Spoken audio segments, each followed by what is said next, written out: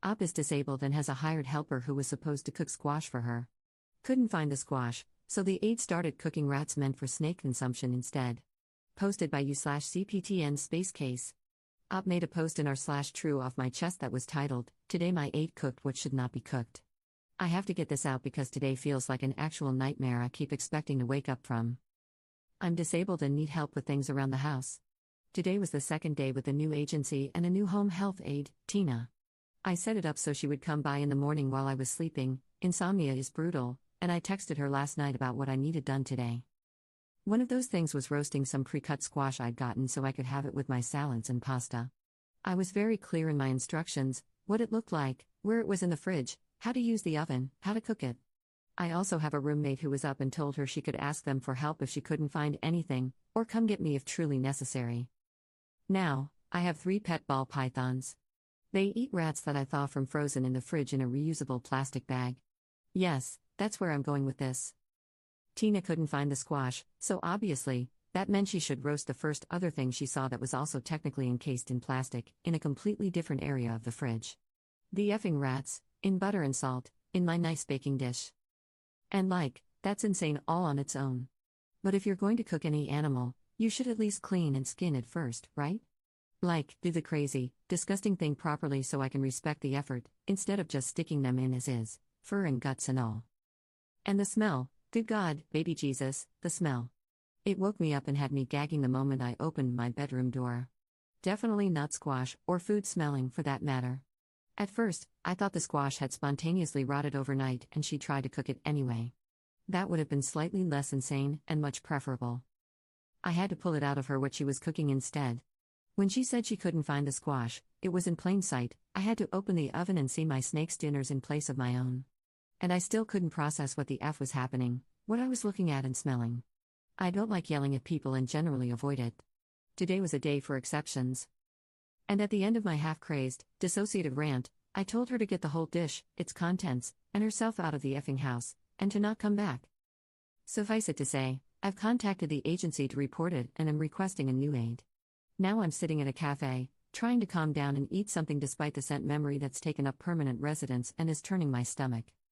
The whole house reeks like musty, sewage-dipped pork that had been left out for a whole day before being cooked in rancid oil, and I'm not sure Febreze is gonna cut it. I don't want to go home. Edit. Some further clarification about things people were asking in the comments. Tina spoke fluent English without an accent. She's either a native speaker or has been speaking it since she was very young. We had also spoken early that morning when she arrived, over the phone, woke me up while I was sleeping upstairs, but whatever, I'd rather have too much communication than too little, because she wanted to clarify about the squash. She specifically acknowledged the concept of squash and asked if it was near the kale she was seeing. I said that sounded right and that it should be labeled. She said okay. I reminded her that if she couldn't find it, she should ask my roommate for help. The rats were on the top shelf of our freezer top fridge, so you'd have to be leaning down to even see them, and no kale would be in their vicinity. 3 people live in this house, so it's always full. She didn't know I had snakes, unless she'd seen them in their bins in the living room, which is possible. It looks like a filing cabinet with clear plastic drawers, and sometimes they come to the front. They're very quiet pets and don't even count with my landlord, so sometimes I forget to mention them when people ask about pets, as they're usually asking due to allergy concerns. So when the agency asked, I was focused on our cats. They know now, of course, but Tina had no reason to think she should be preparing a pet's meal. That was never established as part of her duties when I met with her and an agency nurse the day before to go over everything. Also, snakes can't eat cooked meat, even if it's safely prepared. It would make them sick, so it couldn't still be used. Update 1 week later. Apologies for the late update. As I'm sure you can imagine, the last week was exhausting. This is just to provide what closure I can and to go over how my last conversation with Tina went, the day after the incident.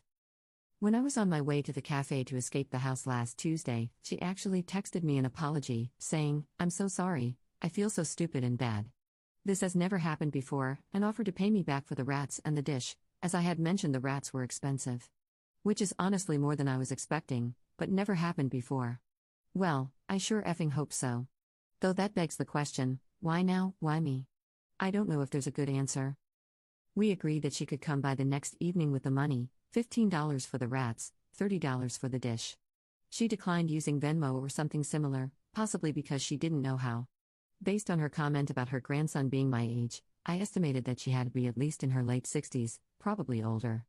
I admit I was hesitant to have her return to the scene of the crime when it was still so unclear what her true motivations had been, but I wouldn't be home alone, and she had seemed sincerely contrite, if a bit defensive over the degree of my outrage. Before the appointed time, she called me to say she was on her way, and then she made, of all things, a request. She would be bringing her timesheet, so could I sign for the 2 days she'd been there? I was baffled. The audacity of asking me a favor when our meeting was about her making amends, claiming that her time with me should count as doing her job, and implying that paying me back was in exchange for something from me. Maybe that was why she wanted to use cash? But at this point, I just wanted the whole thing over and done with, and it's not like I was the one who'd be paying her, just my insurance.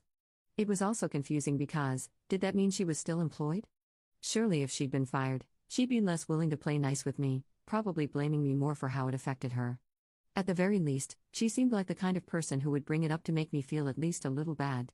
But maybe she wouldn't, I don't know. It was also strange because, out of the 3, now 4, HHAs I've had at 2 different companies, none have ever asked me to sign a timesheet for them. Maybe some of you all more familiar with the inner workings of these companies can shed some light here. I was nervous when she showed up. There's something about seeing someone do something so truly unhinged that shatters the basic trust that a fellow human won't do something else crazy, maybe something more harmful than running one out of the house. So I checked her hands through the window before I opened the door. She had 2 plastic bags, half full and bundled up to hide their contents, under each arm. A strange choice for a weapon, so I chose Faith. There was no more apology upon greeting, she mostly just seemed in a hurry, civil but brusque, like she wanted this behind her as much as I did. While she was rummaging, I asked how she disposed of the dish, the follow-up to the video I made, linked in the original post if you want to see, you shickos. And as expected, the first thing she brought out was her timesheet. Sure enough, there was a place for a patient's signature, and as I took it, along with the proffered pen, and set it against the doorframe to sign, I said, just to confirm, we said $45, right?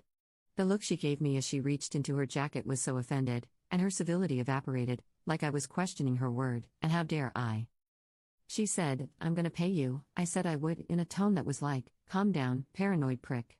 It took all my self-control not to respond with, you also said you'd cook the squash. Like, yeah, lady, wonder why I would want to triple-check anything we agreed to at this point, my bad. But she did, in fact, hand me the wad of bills, after I'd handed back the timesheet and she checked it, and then she left in a bit of a huff. I just told her to take care of herself, to her back.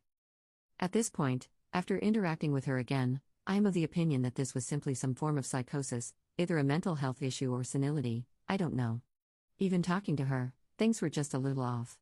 Hard to describe, but it was like part of her attention was always somewhere else. I do not believe this was malicious or weaponized incompetence, as many were saying in the TikTok comments. She had nothing to gain from this, and clearly, she wants to keep her job. After the shock and horror have worn off, I just feel kind of bad for her.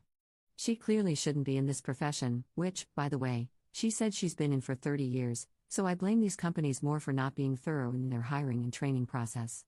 Psych evils should be par for the course, surely.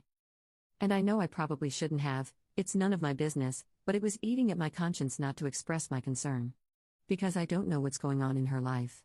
When it comes to things like reality breaks and changes in behavior, it can be really hard to see for ourselves, and maybe the people in her life aren't saying anything, so she's not seeking the help she needs. So I texted her a little while after she left.